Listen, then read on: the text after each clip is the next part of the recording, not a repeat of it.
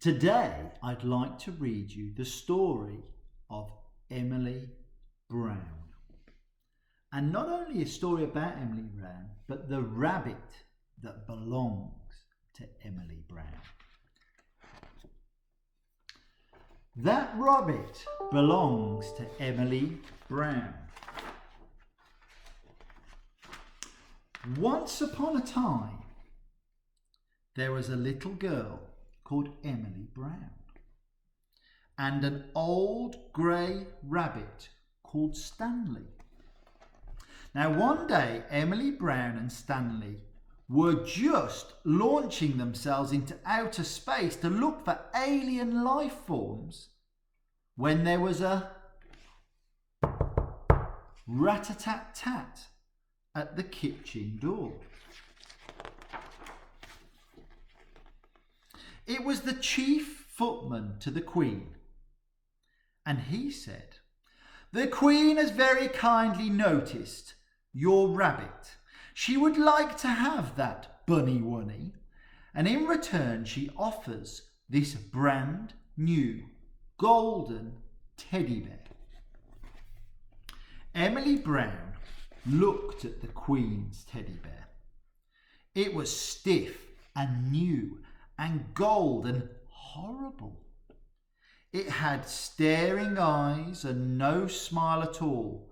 "No, thank you," said Emily Brown. "This rabbit is not for sale. And his name isn't Bunny Wunny, it's Stanley." And Emily Brown shut the door politely.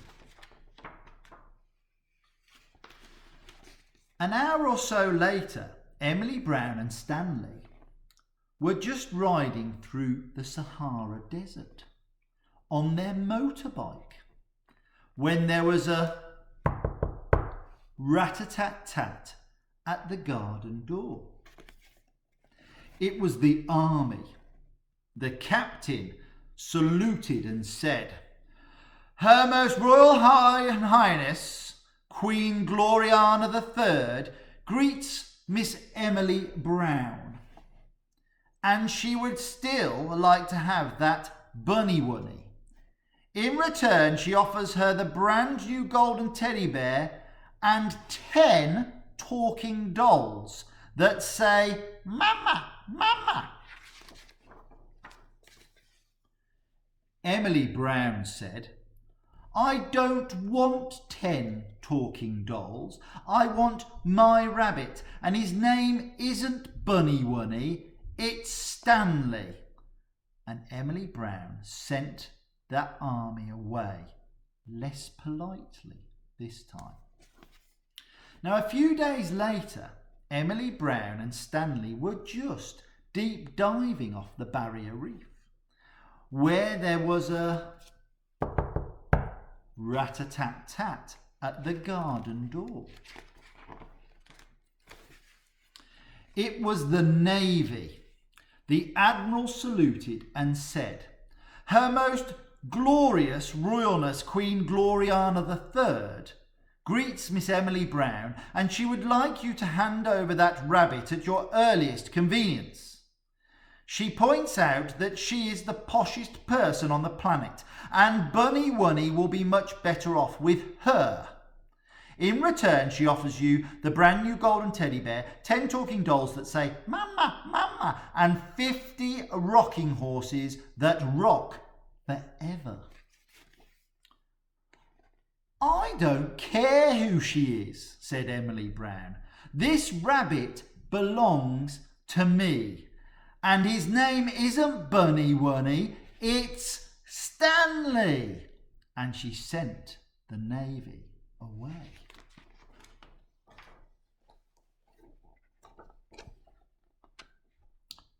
Now a few weeks later, Emily Brown and Stanley were just climbing through the Amazonian rainforest when there was a rat-a-tat-tat on the garden door.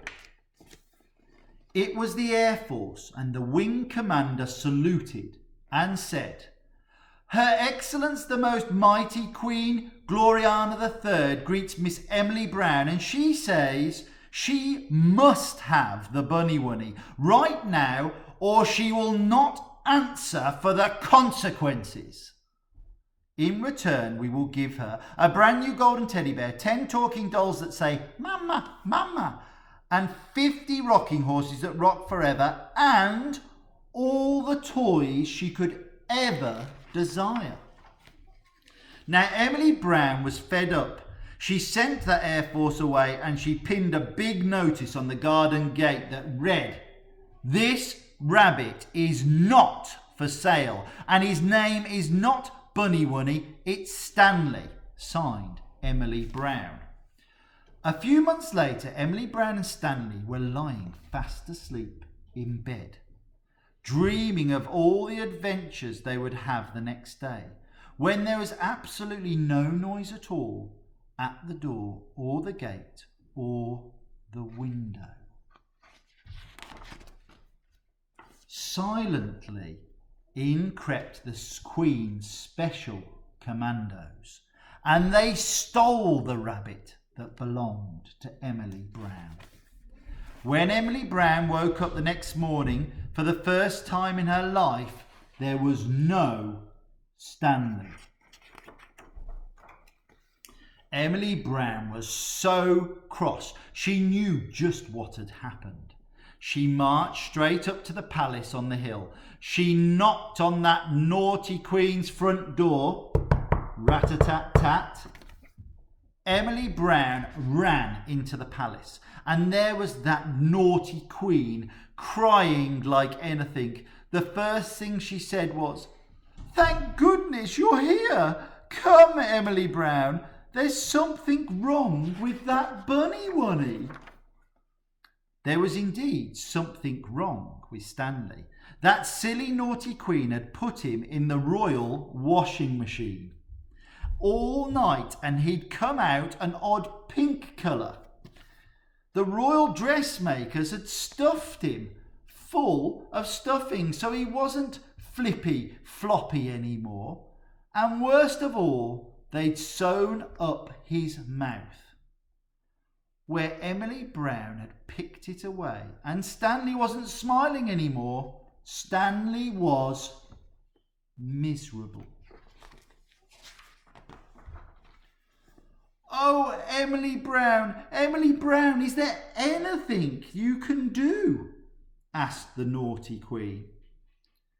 "There certainly is," said Emily Brown. "I shall take Stanley home." That silly Queen started crying harder than ever.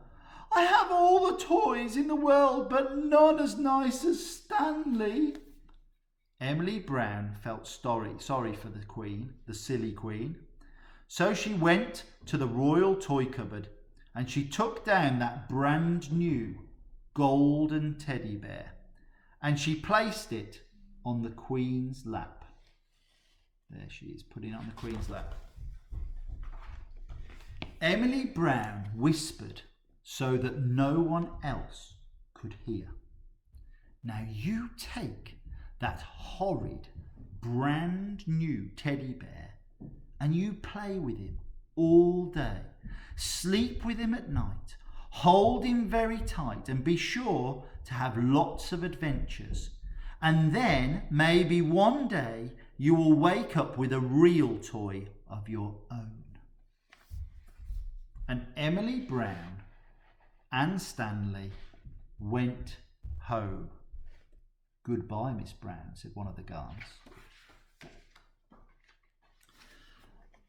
That was the last Emily Brown and Stanley heard from that silly, naughty Queen for quite some time.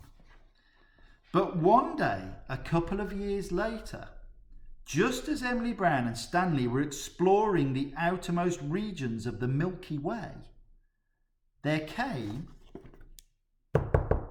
a rat-a-tat-tat on the kitchen door. It was the postman with a letter for Emily Brown, and it just said, "Thank you," from the Queen, with her lovely toy that she cared for and played with and made soft and fluffy. And that is the end of that rabbit belongs to Emily Brown.